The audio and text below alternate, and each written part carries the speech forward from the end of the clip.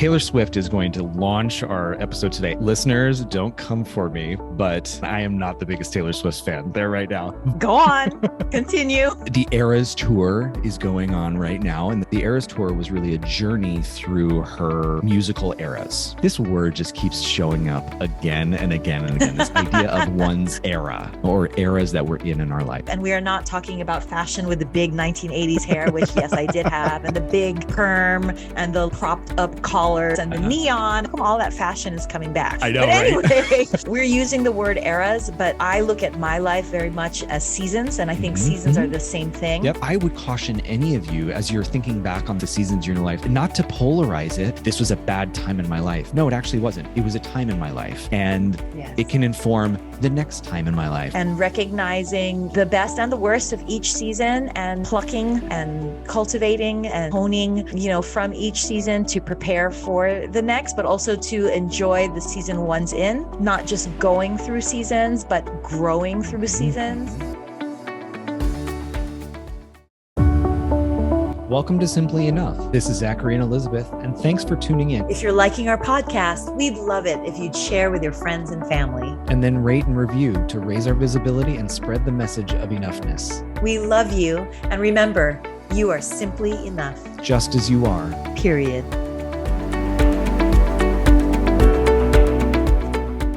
Hello, everybody, and welcome to Simply Enough. I'm Mr. Zachary Leonard.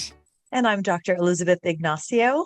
I am kicking us off today, and I'm really excited about seeing where this episode goes. So first of all, listeners and Dr. Ignacio, don't come for me, but Taylor Swift is going to launch our episode today, and I am not the biggest Taylor Swift fan. So let me just put that out there right now. But I never really got into my her kids music. Still love you, but they are big Swifties. So go on, continue. The Eras Tour is going on right now, and this was, it like broke Ticketmaster, and it was this big, these big events that people were trying to get tickets to, and they couldn't get in. And I was one of those people. I was trying to buy on behalf of a family member. And anyway, so, I got to see the Eras Tour so many times on that window, the Eras Tour. And so as I'm sitting there waiting, I'm like, well, I want to know more about what I'm trying to buy, and what does this mean? And Taylor talked about the Eras Tour was really a journey through her musical eras. Okay. And funny enough, but recently I was on Instagram, and there's an individual that I follow named Chris Corsini, and Chris Corsini does horoscopes and tarot card readings. And while Chris is doing the readings, Chris is signing at the same time. So it's fascinating to watch just from an information standpoint, but then also from a linguistic standpoint. It's really cool to see how Chris navigates all of that. Well, the May horoscope for Cancer, and I'm a Cancer, is all about this is your time to enter your villain era or your bad bitch summer era, right?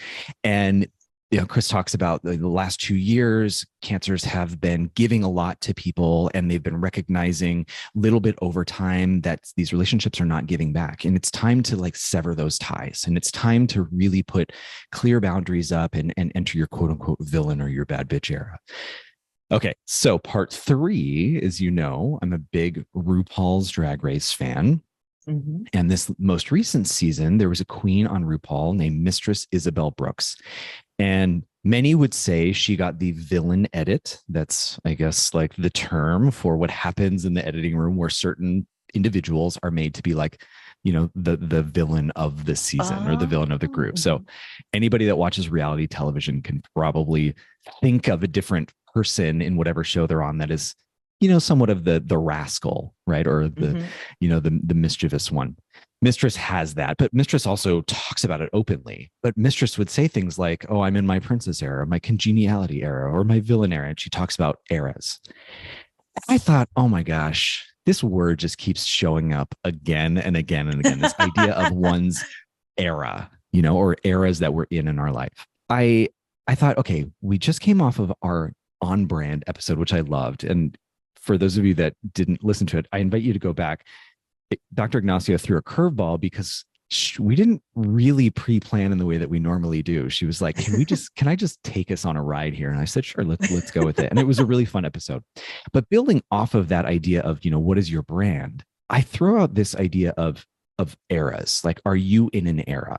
right? Or if you look back, can you identify different eras in your life? Much like Taylor Swift talks about her musical journeys, these musical eras, or Mistress Isabel Brooks or Chris Corsini talking about now you are entering this particular time in your life. And I share that because thinking about this podcast, I recognize this podcast has really launched an era for me. Mm-hmm. And it has also been evident that I'm in an era because people have responded in certain ways to the podcast and what I would say has been tremendous growth for me and an identification that I'm in this place of really finding and loving myself. And I know that sounds kind of like woo-woo, and I'm totally okay with that. But what is interesting is that as I'm exploring, many of the concepts and ideas that we talk about in Simply Enough, and I would say that this is a definitive time in my life where I am feeling grounded and I'm standing up and I'm starting to gain a greater sense of enoughness for myself. People have reactions to it too, and that has been certainly fascinating. So thinking about this idea of eras, there are two perspectives on it, right? There's the idea of like how you yourself feel and then how people are responding. Chris talked about this in the horoscope video for cancers about how, cancers, if this is actually what you do or what you're going to experience, be prepared for the pushback that you're going to get. Be prepared for those relationships, those people, those individuals that you maybe cut ties with, or you put up clear boundaries to respond in a way that may be different than what you're used to, because you're now starting to say, this is who I am, take it or leave it, or I'm not going to accept that anymore, or I'm not going to give to you when you don't give back to me. And I've certainly found that to be the case, specifically with the podcast of this era of my life and people not really liking it or people loving it, right? Like, and there's always stuff in the middle, but people having a hard time really seeing or experiencing me stepping into my own or standing up for myself or learning to say like, I'm good enough, I'm blank enough. And it's making them uncomfortable. But initially, when they would talk to me or come back at me about what they were seeing or experiencing from the podcast, they would say things like, I don't really like this for you, or this feels uncomfortable, or it became about them. But initially I was like, oh, I need to stop. I need to stop doing this, or that, no, I don't need to stop. Well, it became about them and how they felt, but projected onto you as if it was your shortcoming. Exactly. Looking back, I would say that has happened in other times in my life. Certainly, like going away to college was a big time for me to become more independent.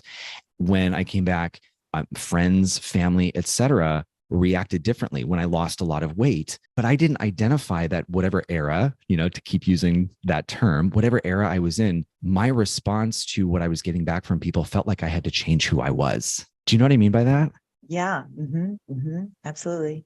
And yet now I'm starting to realize I don't have to, when in fact, that was a pattern that I had established early on that I'm now trying to break. So, it's interesting if we go back to the on brand idea, like to just think about if there were times in your life where you were in a quote unquote era and what you were going through, and then also how people were responding to it.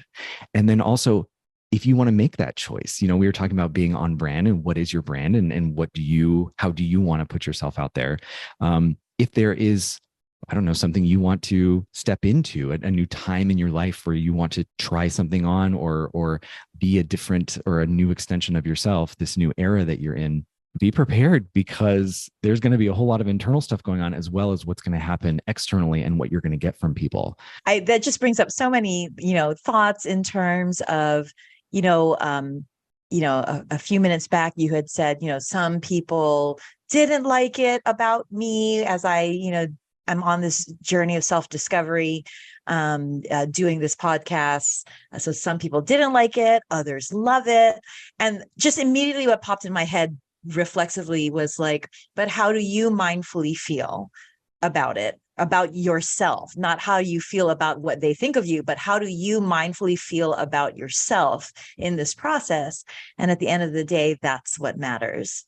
And you said it, you answered your own question. Actually, you prefaced it with your answer already by saying that you, in this self-discovery, you are validating yourself and you are loving yourself. And therefore doing so, whether one likes it about you or doesn't like it about you.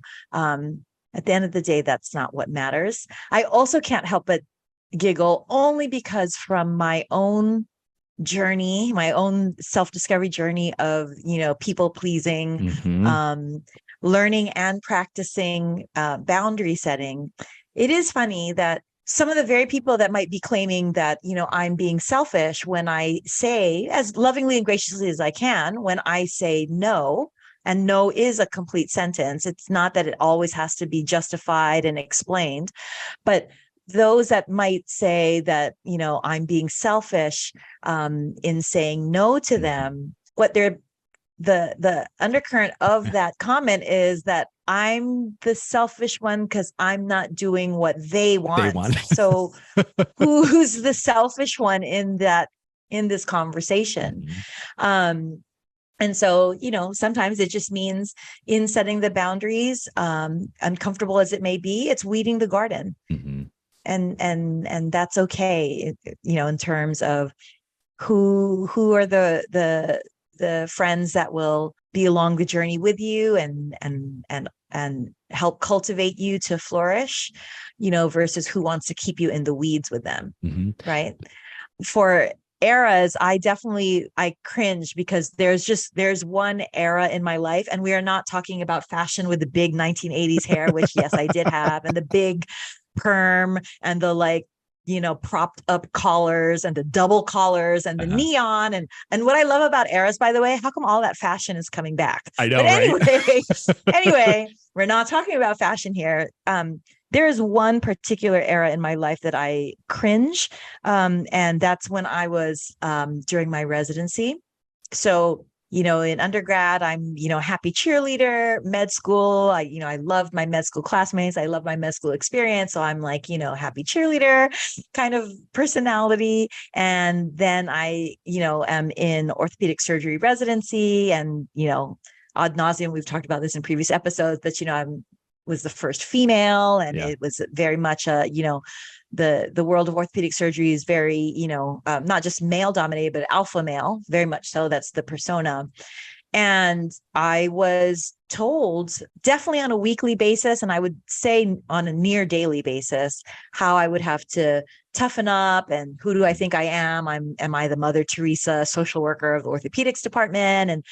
And stop being such a girl, and through the 5 years of challenging residency, I mean, it was challenging workload wise. I'm grateful for it, because I had to go through it in order to become an orthopedic surgeon, but it was challenging, and it changed me. And I don't want to put blame on the residency. I'll say that I changed myself during the time, and I changed into what I thought I was supposed to be, which was more, there's a lot of bitch in this little body, and so I let that come out, especially by the time that I was, the senior academic resident, and then chief resident. I was, hardened and jaded and militant, and it was almost like I, had been a part of hazing, and now I was the hazer, and by the end of my chief year, I didn't even want to go to my own, chief resident graduation. I just felt very not myself, and just kind of like ugly and dirty outside and inside for what I had changed myself to become. Because again, I take ownership that I changed. I'm not going to blame it on the residency. But the funny thing is, when I did my sports medicine fellowship in California, and I thought to myself, okay, fresh start. And it's not due to location. I'm not trying to insinuate, East Coast versus West Coast. I'm just saying purely fresh start, new location. I'm just going to go back to being me. Fellowship is only 1 year. So, if they don't like me, and if they think that I'm too, girly or too happy or too Pollyanna or too, funny or jokester or whatever, I'm only here for a year. It was so funny because I was so much happier that year.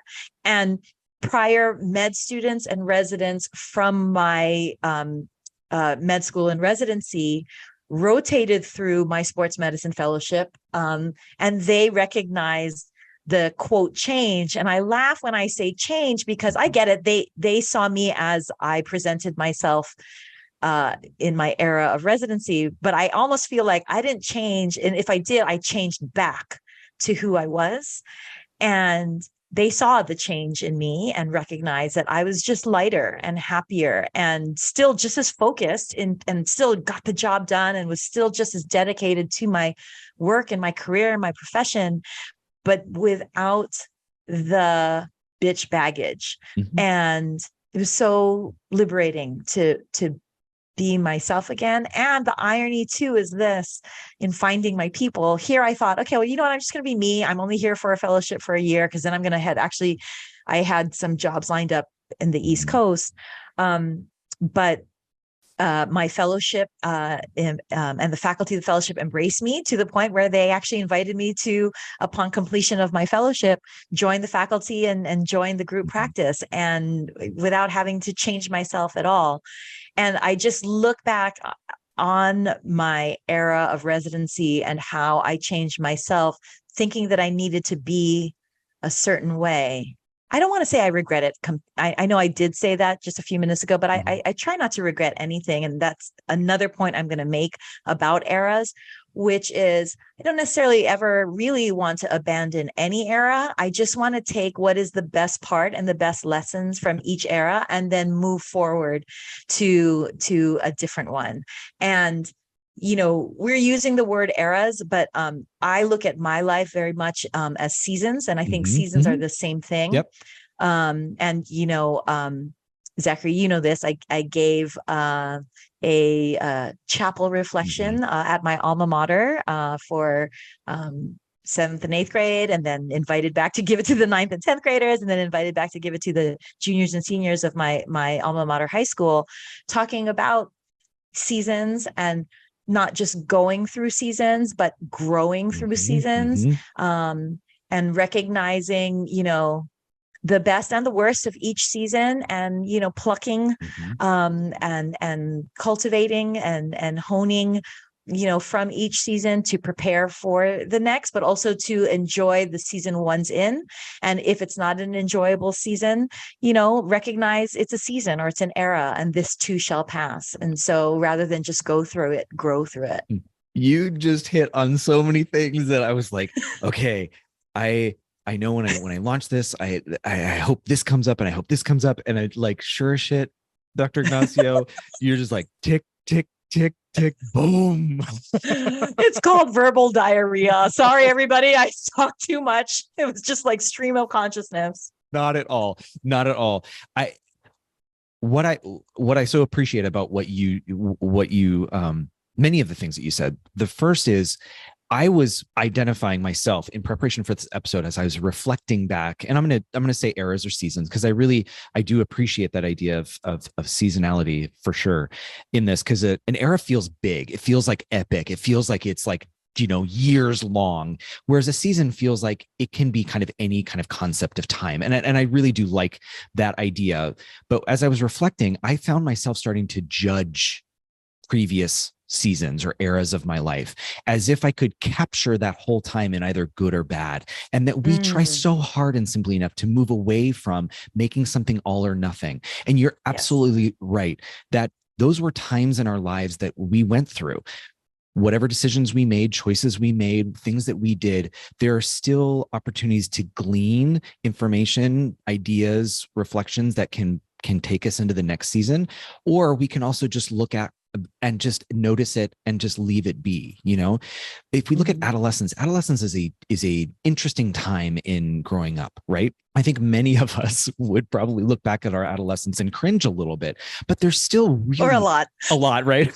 Just for the fashion alone, right? Or the haircuts. Oh, that's a really quick tangent. So forgive me. So Ellen DeGeneres, for those of you that watch Ellen, has these segments where she'll invite people to come on and they'll share photos back when they were like 6 or 7 or high school or whatever. And everybody does the kind of cringe because it's the big hair or the weird hair, or they're like, their outfits or everything are kind of, fun to look at. But one of the people on the show said that kind of thing. Like, yes, I mean, we laugh about it now, but that really helped me find my passion in life. Like, and so to that point, I think you're absolutely right.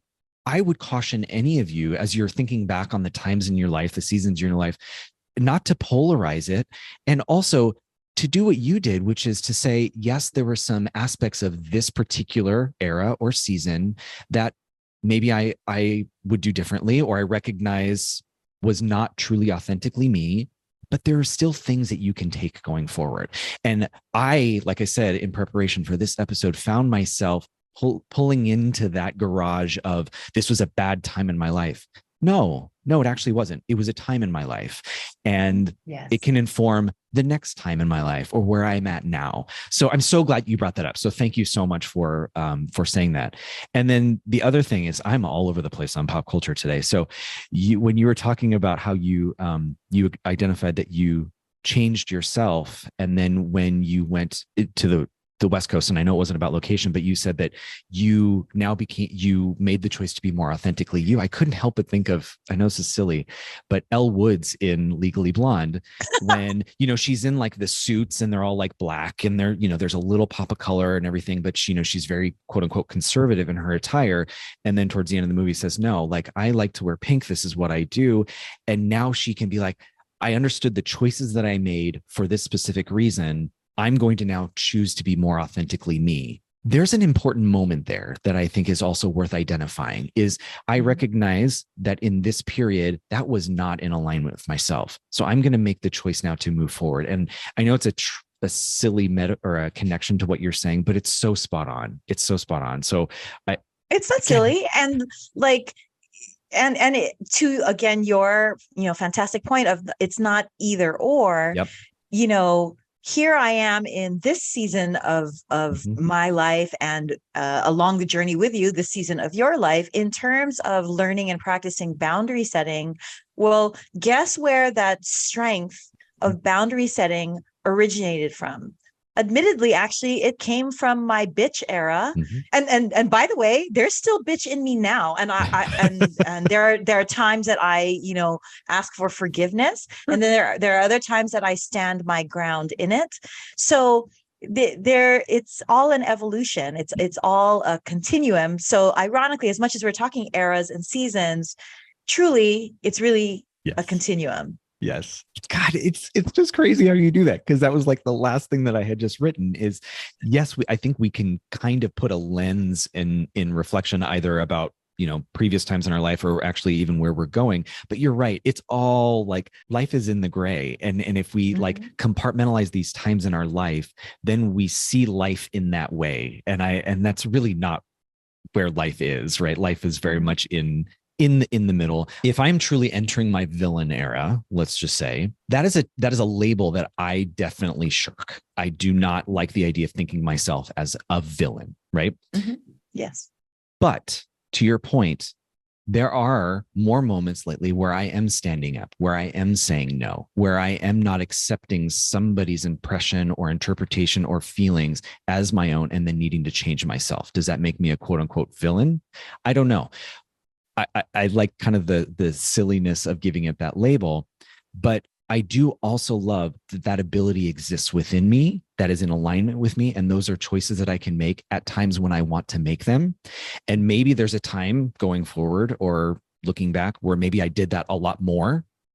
And I would say, upon reflection, I don't know that I would make the same choices, but it still is it within me. So I love that you said that maybe at that time in your life, that's where you developed your whatever you've.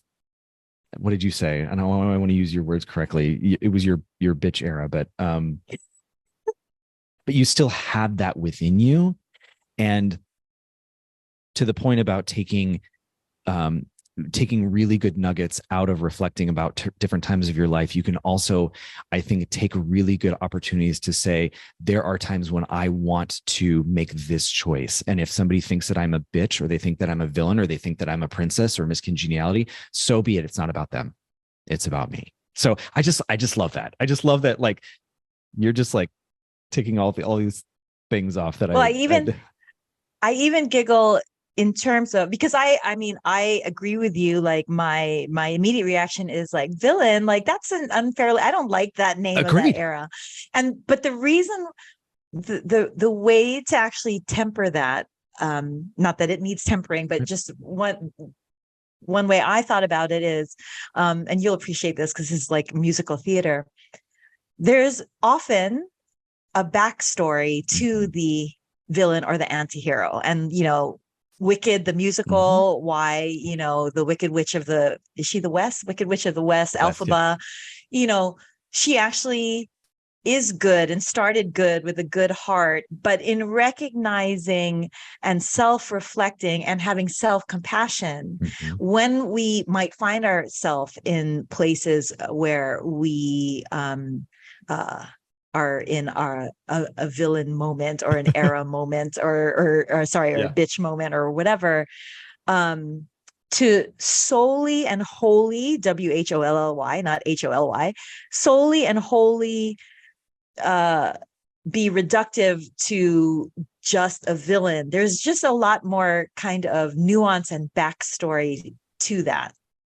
Does that make sense? It does. I'm nodding. For those of you that are Darth listening. Vader. Yes, I mean, exactly. For those who are like musical theater, what are you talking about? Okay, fine. Darth Vader had a backstory. Like, so if one with self-reflection and self-compassion can recognize when what might be perceived as a villain decision or villain behavior can be explained, well, then that just kind of tempers and makes in the gray, as opposed to the black and whiteness of villain era versus princess era, or Prince Charming era versus Shrek era. Like, I don't know. But there's so much self-compassion in that, and it's a good reminder. You used a great word, I think, is reductive. I think it does a disservice to one's identity, one's self-worth, who one is, and also what one, as you said, can grow through or grow with a time in their life or a label, whatever it is, to reduce it down to something like, this is the villain time, or I am a villain, or you're absolutely right. And like I said earlier, that's what I was doing. I recognized that I was saying, oh, this was this time in my life. And I was distilling it down to like one particular word, and then having a response to that one word rather than seeing all of the gray and everything around it. So I think you're absolutely spot on. And I think it's a really healthy reminder, not only looking back reflectively, but also looking forward and seeing that there will be times in our life when we are working through something, and to reduce it down to, oh, that was my blank time, or I was going through blank, and then to judge it. I just think, at least looking inward, removes a lot of the possibilities of seeing the beauty of those moments too, and what you can really take out of them that helps you grow and helps you move forward, rather than feeling guilty or bad or embarrassed by whatever time you were in life or whatever moment you expressed. And there's always the next time to try again, or to do it again, or to make a different choice. So I just thank you for throwing that word out there, and then also using that word to capture a concept. And the thing also that I think about in terms of eras or seasons, when we talk about, growth and self-discovery, is it's actually also an opportunity in seeing and recognizing patterns of, call it what you will, mistakes or errors, in terms of, okay, if you see a certain pattern of a person, for example, a personality, narcissist, for example, and you see, that same person show up in different eras, meaning not really the same person, different or what is it? Same person, different pants, or same person, different name, meaning a type of person, if you will. And that type of person shows up in every era or every season of your life and makes you feel badly, or makes you feel less than, or makes you feel that you have to prove yourself or earn their attention or their validation. Those lessons are repeated in each era for us to recognize. And sometimes what first started as a tap on the shoulder of, hey, did you learn this lesson? Then becomes a nudge, then becomes a push, and then sometimes, is running into a brick wall kind of message or lesson. And to Maya Angelou's point, when you know better, you do better. That's where we can look back on eras and see them as finite times or seasons, and see them as finite times, or from a means of growth and learning life lessons, what are errors or mistakes that seem to be a pattern that we ourselves are perpetuating or we ourselves are allowing, and then therefore in finally recognizing that, take steps for the upcoming era or the upcoming season. Mm-hmm. If I can add to that, I, as a teacher, recognize that often educators will reflect at a student and say, oh, we recognize that they're working through something right now. And there's so much compassion in that, right? And particularly middle school teachers know this. There's the middle school teacher is one that really appreciates and understands that time in their life, and in a young adolescent's life. And we extend so much grace and so much compassion to others. And as an adult, I think I do this for friends when I'm like, oh, they're going through a hard time, or they're going through this, right? Like, and not even growing, right? They're going through it in this case. It's a good reminder, I think, to also extend that to yourself when you look reflectively. And in personal conversations, and I'm going to share just a little bit with you, listeners, in personal conversations with Dr. Ignacio, she does a fantastic job of helping me when I'm thinking out loud or reflecting, of trying to put some distance so that I am more of an objective observer on myself, so that I don't always take the perspective in the moment, but I actually am like somewhat on the safari, so to speak, with the binoculars. And I'm looking from a distance at what's happening, even though I myself am in the reflection that I'm looking at. And that distance allows me wisdom, that allows me perspective, that allows me to see something that separates emotion, right, from what I'm seeing. So I give that to all of you. As you look back and reflect, try to put some distance between yourself, what you were thinking or feeling at that time, and what you're looking at reflectively, so that you can find really great things to take with you, rather than and that wisdom, and really take that wisdom with you. Because that suggestion that Dr. Ignacio has given me and has really encouraged me to develop has really helped me start to have so much self-compassion, self-grace, in thinking about the choices that I made at that time, the errors, the mistakes that I made, and see them as opportunities to move forward and move with wisdom, rather than to get stuck back into the emotional moment of that time, or to feel even more guilt or more embarrassment. That distance has helped. So I just share that with all of you as something that I have really benefited from, and I think that you might as well. Well, I mean, there's a couple sayings in clinical medicine, which is, trauma doesn't recur as a memory. Trauma recurs as a feeling, or trauma recurs as a reaction. And then wisdom is memory without emotion. So that's not to say, listeners and viewers, that's not to say don't feel and don't have emotions. It's just in having the emotion and going through the emotion, have the emotion. That's natural. Allow yourself. That's a part of self-grace and self-compassion too.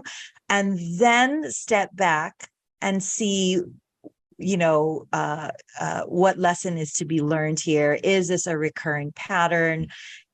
Is this healthy for me? How is this working out for me, from an objective standpoint? There are moments, listeners, that for those of you that have been with us for a while, you know that this happens sometimes. I reach a saturation point in our episodes where my brain is full, and my brain is really full in a delicious way today, as it often is, but today, because I feel like I'm in this kind of interesting time place where I am even more so looking back on seasons of my life. I like seasons better. Let's call it seasons. I like thinking back seasons of my life, but then also excited about the season going forward, and also how much choice I have going forward to learn from what I've I've gleaned from looking reflectively, and then also not seeing myself, quote unquote, handcuffed by the eras to come and saying like, now this is my blank era, my blank season. That there's something really liberating back into, this is just the journey that I'm on. So my brain is like swimming with like two different time zones. It's like forward look, well, actually three: forward looking, now, and reflectively. So this happens often, and towards the end of the episode, where I become kind of a blundering, blubbering mess a little bit, because I don't know, you know what I mean? Like my brain is just pinging all over the place. Well, that's what I love, personally. That's what I love about seasons. And that's why I, subscribe to seasons as opposed to eras, because eras by definition are defining. Yes. Whereas seasons allows that grayness that we talk about and that interplay, because even in, I say favorite, but there's just so much of every season that I love. But, my favorite season of spring, I love because it's the green and new sign of life, and winter is over. But hey, even in spring, there's cold days and there's rainy days, or I love fall as the leaves change and we get to, wear our cuter fall clothes. But again, also it's starting to get colder and the summer is behind us. And so there is more of an interplay that is allowed within a season, and seasons are just shorter. And we also know that this too shall pass. Seasons come and go, and we can count on seasons coming and going. Whereas eras, like I said, by definition, are defining. And also the idea of a season can come back, I would say. And I love that. I love that like cyclical nature, whereas an era feels like once it's done, it's gone, and then that's also like, oh, I mean, even if then you are in the same era again,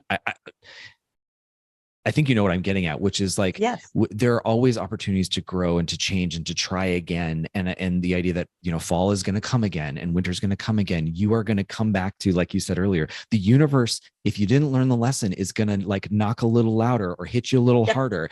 And so we are constantly given opportunities to learn, to reflect, to try again. And that is, I think, the beautiful thing about seasons versus eras is that, and the seasons are dependent on each other too. Yes. Sorry to interrupt, Zachary, but the seasons are dependent on each other. You can't have spring without, winter, and you can't have winter without fall. Like, it's just, they're all dependent on each other. So just remember, everybody, in every season or every era, you are not just simply enough. You are more than enough. Just as you are. Period. Love you. Love you. Through all seasons.